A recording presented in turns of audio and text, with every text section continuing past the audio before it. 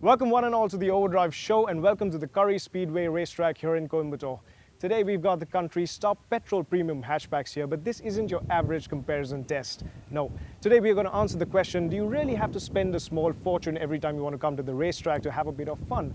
What if you could buy one of these cars that you could use every day, but also come to the racetrack and enjoy the sensation of setting a fast lap? Let's find out which one of these is the country's top petrol hot hatch. Let the dogfight begin.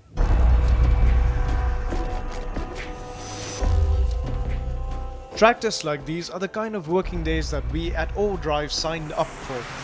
Now, sure, faster cars can be fun, the flashy supercars look cooler, but we spend so much time in our professions with evaluating everyday cars like these, and not often do we get controlled environments. So when we do and we get to unleash, compute and understand the upper limits of vehicular performance, oh, what a turn on. You know that it's a very, very good day at the office. Well, days actually, we had two.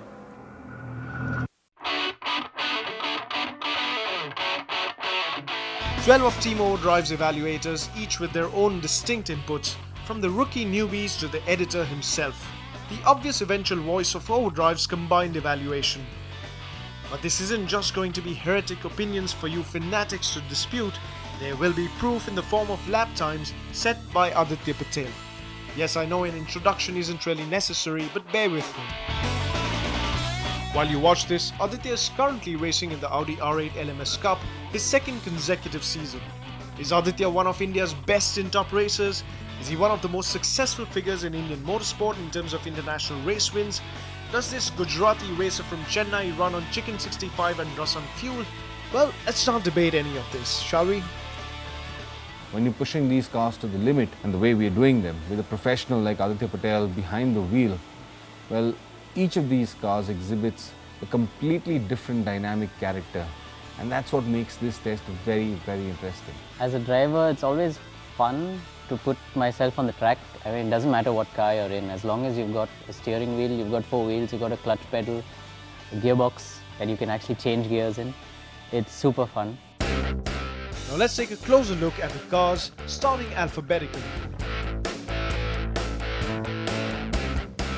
What sets the Punto Abarth apart in this test is that it is a purpose-built performance version of the regular Punto hatchback. Now, while most Indian car makers simply add the styling parts from their performance divisions, Fiat did more.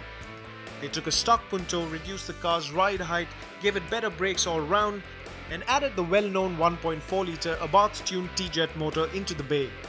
From the outset then, this is the car to beat.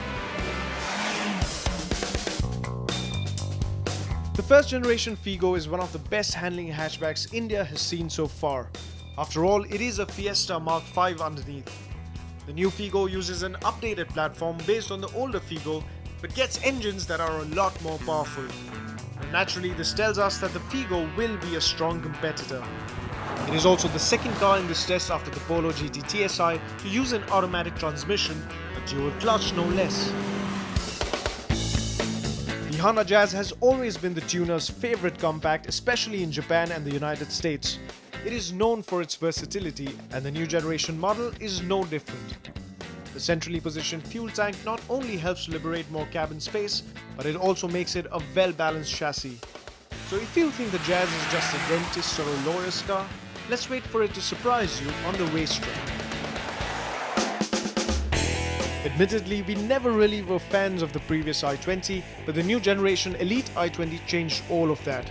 While its predecessor was more of a town car, the Elite can put a smile on your face even when you drive the socks off it. We were impressed with the car during our road test. Turns out it's just as exciting to drive on a racetrack. In fact, the chassis is one of the best when compared to the rest in this test. It also just happens to be the heaviest naturally aspirated petrol car in this test. Like the i20 and the Jazz, the Baleno is also an all-new car. Now, it managed to better both of these in our comparison test earlier, but can it continue to finish on top at a racetrack? Well, the fact that the Baleno is the lightest hatchback here should certainly help its case. Don't let the massive interior space fool you, the Baleno is almost 300 kilograms lighter than the heaviest hatchback here. In fact, only the Figo and the Punto Abarth managed to better its power-to-weight ratio. The Abarth is a favourite to win, but not if the current reigning hot hatch title winner can help it. Amongst the hatchbacks that you see here, it doesn't really get much hotter than the GT Si. It's a European favourite. Now Volkswagen couldn't give us a car for the test, but a friend of ours didn't mind lending us his GT Si. Now we know that this little Volkswagen has massive potential and it could be one of the quickest cars on the racetrack.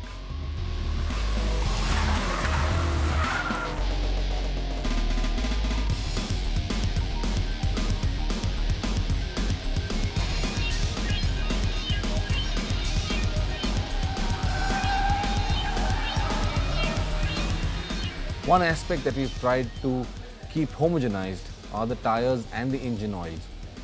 For that reason, we've gone through with JK Tires, the Vectra brand of tires that they've got for all of these cars. Well, each of them has been changed to Vectras, and that sort of gives us a common denominator where tires are concerned. Each of these cars thus has a level playing field. We even tried to find a common denominator with the engine oils, and Mobil One has come forward and provided us with engine oils which we've used in all of these hatchbacks. As a result of, we've got a standard benchmark for all of them. It's a level playing field, whether it's tires or the engine oils. Those are two of the factors, those are two of the aspects that we've got a level playing field to. At any of our track tests, data logging is as important a part of the story as the driving. This is why we leave the data logging to the experts. Every time we have to test vehicles on the racetrack, we call in our friends from Zen Microsystems to hook us up with the Video V-Box. Unlike the performance box that we usually use, the Video V-Box is a GPS data logger that combines satellite data and video from up to 4 cameras to give us a more unique insight into the on-track performance of all the vehicles that we test. This ensures complete accuracy in our lap times and also helps us extract sector times. The cameras on the Video V-Box also means that we have some incredible video footage from the cars. Now today there's going to be no talk about fuel efficiency or ride comfort or space. No, today is all about going fast on a racetrack and all the parameters that are responsible for it.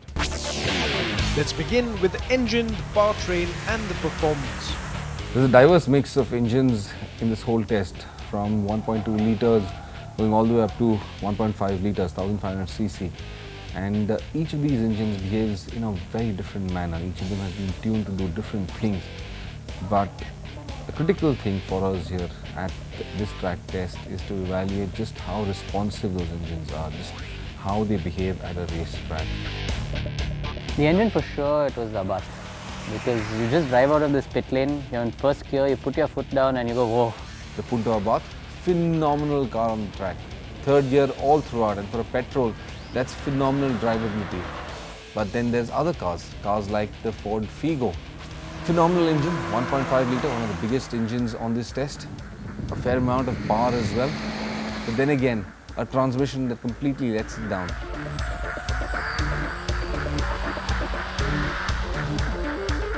To be frank, I didn't know the Figo was a DST box even after I drove it. Somebody asked me actually how the DST box was, and I said that's not a DST box. Because I actually didn't know, it didn't feel like a DST box, whereas the Polo feels more sorted as a DST box. As an overall package, I think the car that surprised me the most was definitely the Baleno.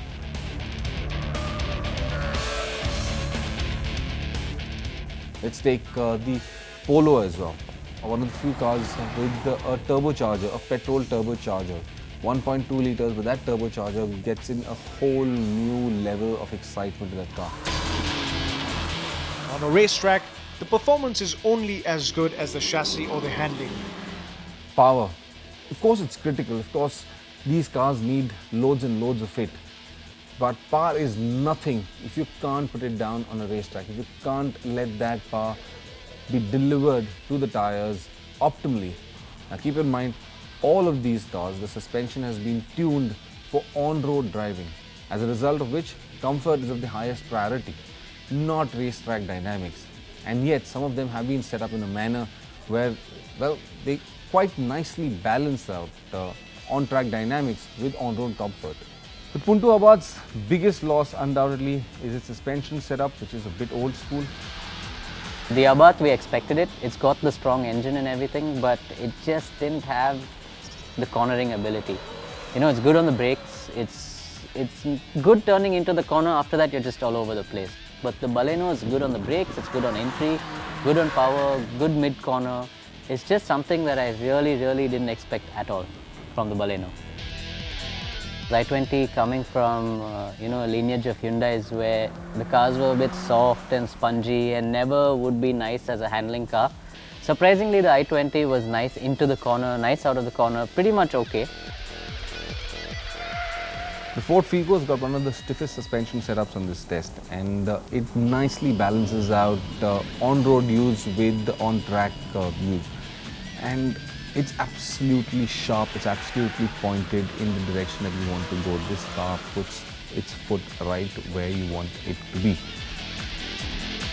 The Figo was actually fun going into the corner because it has a very aggressive turn-in. The thing is, it gets in, but then the traction control system starts playing a role. So even if you switch it off, it's still working. The Polo was a bit soft. So over the bumps, especially in the chicane here, which is a bit bumpy, the car bottomed out pretty hard almost every lap. And the softness makes it a little hard to, get it into the corner because it takes a while to settle down. Yeah, I was a bit disappointed with the Jazz because it did have a nice characteristic wherein if you lifted off, the weight transfer would help the car turn, which was nice. But it's just so heavy that it wouldn't pull out of the corner. The Jazz is definitely very good on the brakes. The Baleno is also very good on the brakes. The Hyundai and the Figo on the brakes were very unpredictable because the ABS would kick in like that. And from there on, you're a passenger to the ABS. Whereas the Punto, of course, has got discs all around.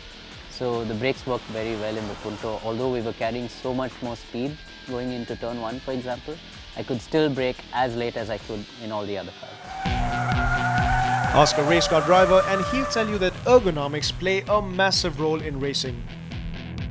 So let's start with the seating position. The seating position, there are 3 cars where the steering wheel had a telescopic feature, and those 3 were pretty much the best because you could get your steering wheel pretty much right. Now, I've got long legs, so I do need to sit a little further back.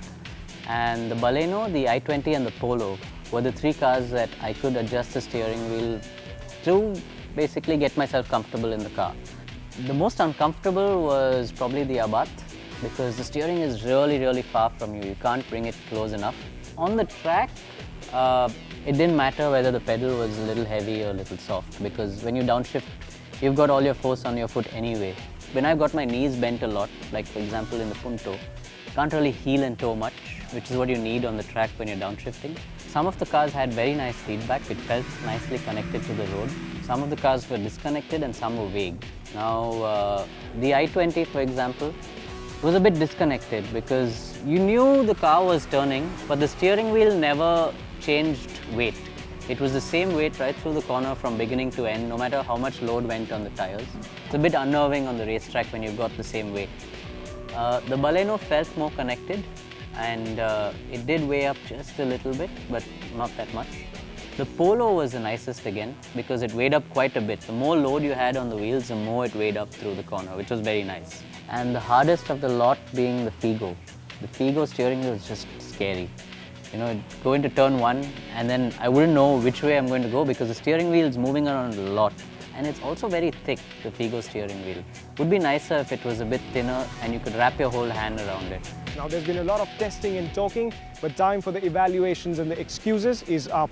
It is time for our resident race car driver Aditya Patel to put in the hot laps and find out which one of these cars is India's fastest and most fun hot hatch. The Curry Motor Speedway in Coimbatore is a 2.1-kilometer purpose-built Formula 3 racetrack. The anti-clockwise confluence of medium-speed corners and quick chicanes looks simple in layout but is sheer fun for both beginners and the experts. Aditya will be putting in 5 laps in each car, an out and an in lap, and 3 time laps each. The time laps will naturally have rolling starts. Keep in mind, Curry Motor Speedway is a very technical racetrack. You've got a short straight and then you immediately get thrown into a series of corners, left into right, left into right.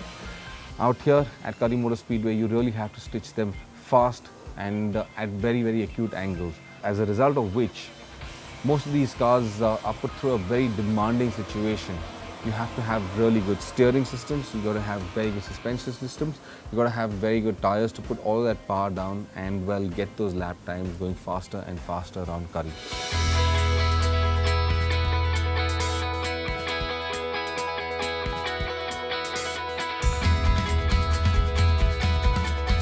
The Jazz had its work cut out from the start. Despite having a higher top speed on paper, it just wasn't able to carry that speed around corners and was the joint slowest on the main straight, maxing at 136 km an hour. Unsurprisingly then, the car that crossed the start-finish line last was the Honda Jazz, making it the slowest car of the lot. As the Jazz crossed the line, the V-Box displayed 1 minute 26.7 seconds to affirm that the Jazz finished in the unenviable last position. I was actually surprised at how slow the Jazz was in terms of lap times, because to drive, it didn't feel that bad. It was decent in terms of the corner, wherein it would change. The weight transfer was very reactive to the way I was driving. So, you know, if I lifted off the throttle, I would get a lot of load in the front and the car would turn in. But looking at the lap times, I did realize, and I did think about it, the engine definitely didn't have the grunt. So that's where the Jazz pulled down a little bit, and also the weight of the car. You feel it's very heavy.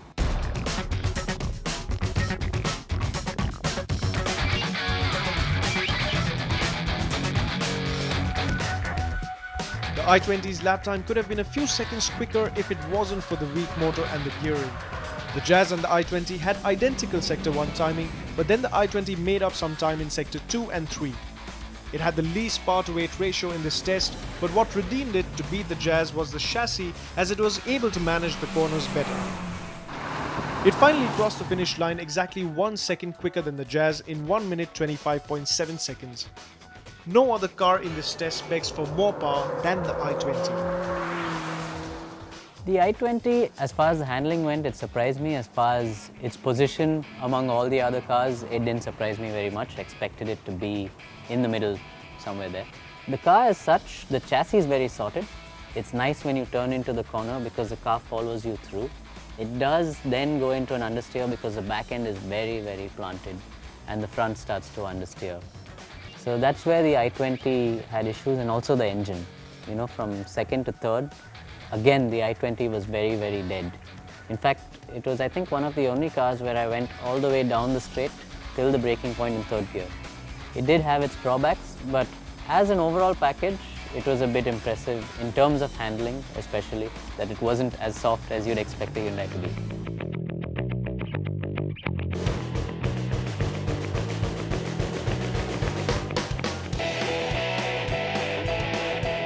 The high power-to-weight ratio gave the Figo much higher straight-line speeds than the i20 and the Jazz. So naturally, the Figo found itself much quicker in sectors 1 and 2. However, the delay in downshifting meant Aditya lost time in Sector 3. The result was that the Figo did a lap of the Curry in 1 minute 25.3 seconds, finishing in 4th place. The Figo as a car, like for example when I turned into the first corner, the first thing was getting it down the gears. You really need to bring it down the gears, and using that little awkward button there was tough. But I think its size and its aggressiveness into the corner. You know, when you just get that initial turn in, it turns in really nicely, the tail steps out, the front goes in, but then the traction control kicks in and slows it down again. So it's got a lot of negatives, unfortunately, but it could be a very, very nice car on the track if the traction control didn't interfere as much as it did. And then the gearbox. The gearbox is something that's something that really isn't really nice for the track, maybe nice on the road, but like I said, it's not a DSG feeling gearbox to me.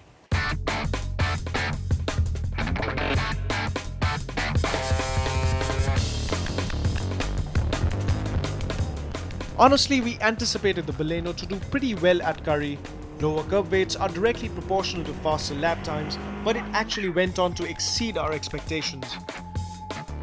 The Baleno was understandably slower than the Figo in Sector 1, but then made up time in Sectors 2 and 3 substantially to finish ahead of the Figo.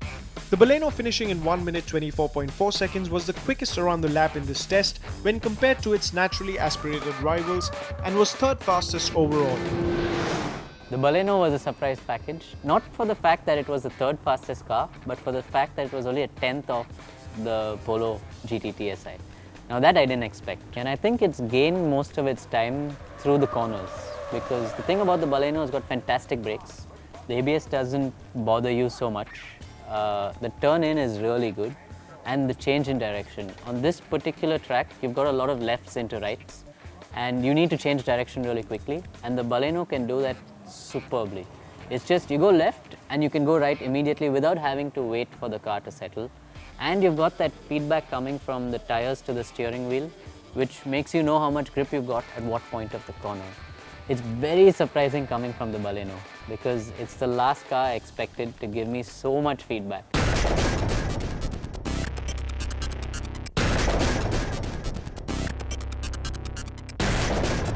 Naveed thought that the only car that could upset the favourite on paper was the Polo GT TSI. Sadly, it didn't turn out that way. The car was 10 to 15 km per hour faster down the straight when compared to the naturally aspirated petrols, but even then was just ahead of the Baleno in sectors 1 and 2. In sector 3, the transmission and the traction control did cost it important time, but eventually it managed a time of 1 minute 24.1 seconds, only 3/10 of a second quicker than the Baleno on the racetrack, and not enough to take the top spot in the test. Yeah, the GT TSI, well, it is soft as a car. It's got very soft suspension. You could feel it on this track over the bumps. So that definitely lost it a lot of time, because I needed to get the car settled, slowed. The brakes are very good, but then I had to wait for it to settle into the corner.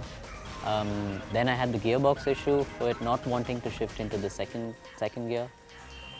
Things like that. The gearbox is very nice because it's very smooth, actually feels like a proper DSG. But I guess it's not very well sorted out for the racetrack. The steering feel was the nicest of all the cars, so that was nice. I could carry good speed through the corner. I got feedback coming in from the tires. And the engine, for what it is, once I drove all the other cars, I was a little disappointed, because I thought the GT TSI would feel faster, but it just didn't have that kind of grunt that I expected from it.